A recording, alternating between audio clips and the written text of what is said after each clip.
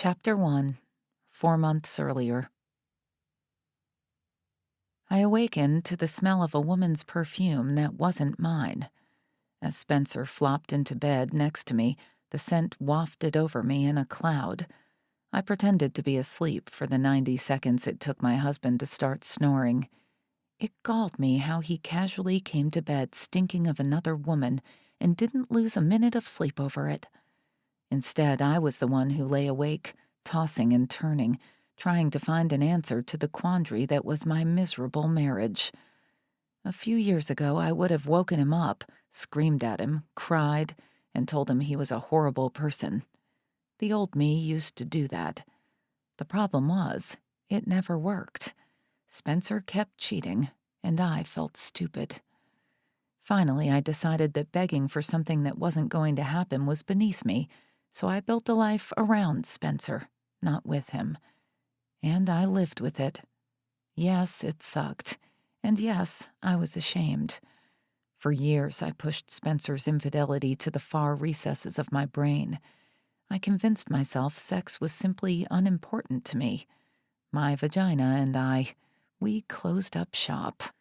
Sex simply became the part of my marriage I rated a 2 on a scale of 1 to 10. Okay, maybe a 1. But Spencer was an 8 or 9 in most of the other departments. That was good enough, wasn't it? But on this particular night, when he lay down and subjected me to a cloud of another woman's perfume, it triggered something new in me.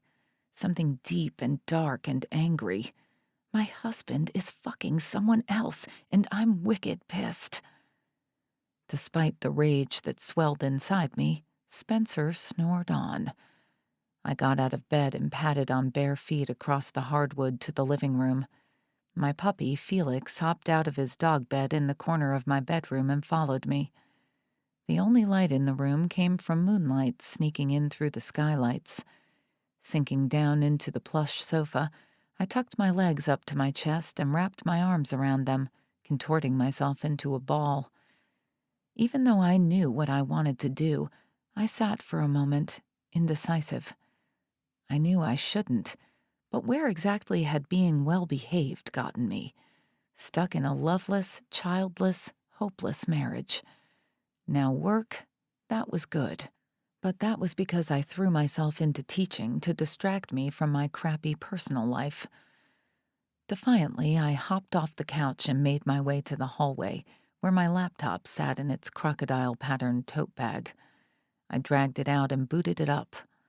Then I went to the kitchen to make myself a cup of tea and let Felix out. No need to worry about the tea kettle waking Spencer. He would sleep like a log for the rest of the night. He always did, which was so irritating. Why did I have to be the one with insomnia? Since I was awake, I would go online, look around, see what was out there. Lots of people found companionship online, even love. What would be the harm in just looking at the dating sites out there? Everybody did it. In fact, just the other day I heard that 40% of people who had online dating profiles were already married. I heard my mother's voice in my ear. "Yes, dear, and if everyone jumped off a bridge, would you do it too?" I shoved Bunny Davenport's meddling out of my mind and sipped my cup of sleepy-time tea. I sat back down with my laptop and surfed a few dating websites. I was only doing it for fun. Of course, I would never act on any of my searches. I was just doing research, finding out who was out there. Perhaps it would become a harmless thing I did on weeknights, when my husband was working late with one of his leggy 20-year-old paralegals. A guilty pleasure, so to speak. But they sure wanted a lot of information on these dating sites. I didn't know how to describe myself. Dark-haired schoolteacher with hazel eyes who has a tendency to speak too loudly when she gets overly excited? Nah. Bookworm who likes to celebrate the month of her birthday rather than just the day and has always wanted to learn to dance the tango? Nope. Reality TV addict who loves dogs and hates to work out? Definitely not. That sounded lazy. Really, I just like watching Survivor. The forms they required me to fill out were daunting, and I didn't really want to go on any dates. I just wanted to browse and fantasize about going on dates with handsome men, like shopping an internet catalog. Unfortunately, there didn't seem to be anything that easy. After jumping through hoops, filling out several forms, and creating an email account just for my new hobby, I still hadn't seen any guys I would be interested in dating, or even daydreaming of dating. The antique mantel clock dinged 3 in the morning, and I wished I could throw rotten tomatoes at the screen. All those hours of lost sleep and nothing to show for it. Crap. I dragged myself back to bed, lay down next to Spencer's snoring form, and finally fell asleep. The next morning was rough. By the time I woke up, Spencer had already left for work. It was probably better we didn't see each other. On a typical day, he left for work before I got up and came home from work after I was asleep. Some marriage. My lack of sleep showed in the mirror. I had bags under my eyes that made me look like I'd taken a punch or two. Rummaging through my makeup drawer, I finally found the hemorrhoid cream, a trick I'd learned from a Texas beauty queen during sorority rush years ago. The stuff worked wonders on puffy eyes. I plopped some drops into my bloodshot eyes and tried to recall if you were supposed to wear pink eyeshadow on tired eyes, or was it that you were never supposed to? I sighed. Unable to remember, I applied a serviceable brown and threw a brown eyeliner stick into my bag. After tossing on a shirt dress and a pair of low heels, I ran a brush through my wavy, unruly hair and walked out the door. The makeup could be applied in the car during the red lights. It was already shaping up to be that kind of day.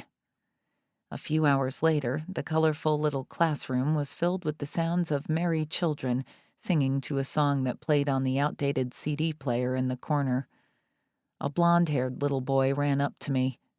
When he talked, air whistled through the empty space where his front teeth used to be.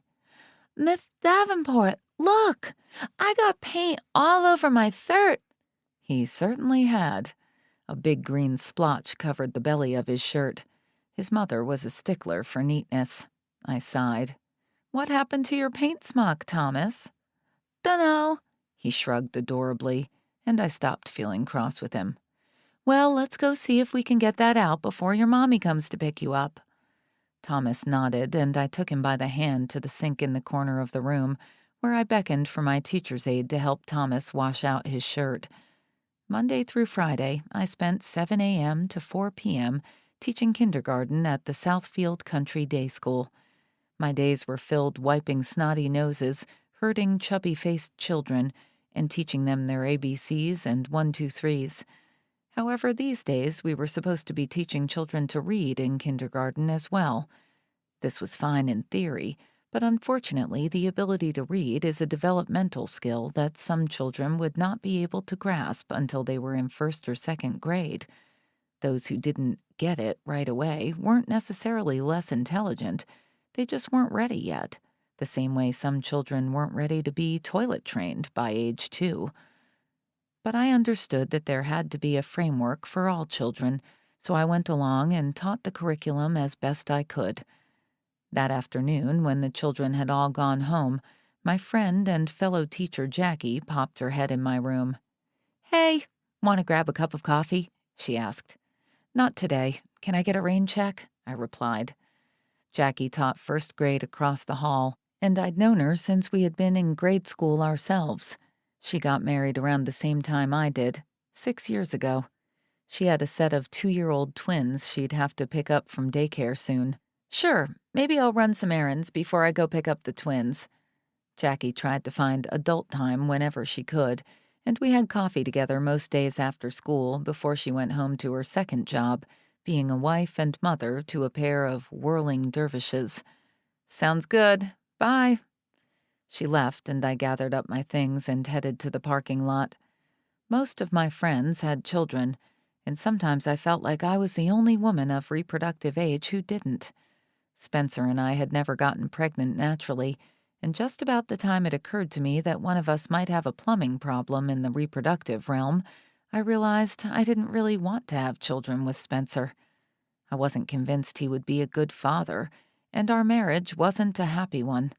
Having children seemed more likely to make things worse than make them better. I knew plenty of people who had babies to save their marriage, and from what I'd seen, it never seemed to work. It only put off the inevitable. And even though I knew I was in the middle of a marriage that would inevitably dissolve, I didn't have the courage to end it. But neither could I delay it by bringing a baby into the world. It was a simple case of inertia. A body in motion stays in motion, while a body at rest stays at rest. That was my marriage, a marriage that sucked and would continue to suck. A couple of hours later, I curled up with some Chinese takeout, Felix, and Netflix. Felix enthusiastically agreed to the arrangement, snuggling up next to my legs and wriggling under my arm to be petted and maybe snatch a bite of shrimp fried rice. The evening I'd planned suited my mood perfectly, and I'd practically decided I didn't need a man when Spencer came home and spoiled everything. When he walked into the bedroom, Felix barely looked up, and I kept my eyes trained on the television. "Hey," Spencer said, clearly looking for a response. "Oh, hey." I did my best to look uninterested in his sudden presence.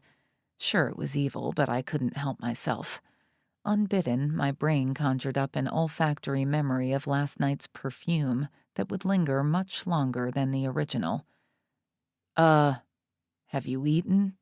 Spencer's voice dripped with irritation. I made a big show of pausing the television show and looking up at him with undisguised annoyance. Spencer stood at the end of the bed, one hand on the substantial wooden structure. One of his chestnut curls fell carelessly onto his forehead, but I refused to let him affect me. "Yes, I have eaten, because you are never home. So, yeah, I've eaten. If I waited for you to eat, I'd starve." Then I glanced back at the television, purposely pressed play, and went back to ignoring him. Out of the corner of my eye, I saw Spencer's jaw drop. "I don't believe you. So we don't do anything together anymore?" "I guess not. But that's hardly my fault now, is it, Spencer? You're the one who rarely even sleeps here," I responded, raising my eyebrows but keeping my eyeballs glued to the screen. "Un-fucking-believable," he shouted, then turned and stormed out, slamming the front door behind him. "Funny, that's what I think every day," I said to the empty space where Spencer had stood. I scratched one of Felix's favorite spots under his chin. "Good riddance," I whispered into his soft fur.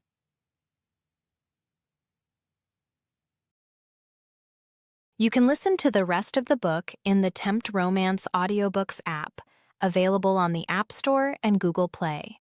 The link to the book is in the description. Discover even more bestsellers and exclusive stories updated weekly, only in Tempt Romance audiobooks.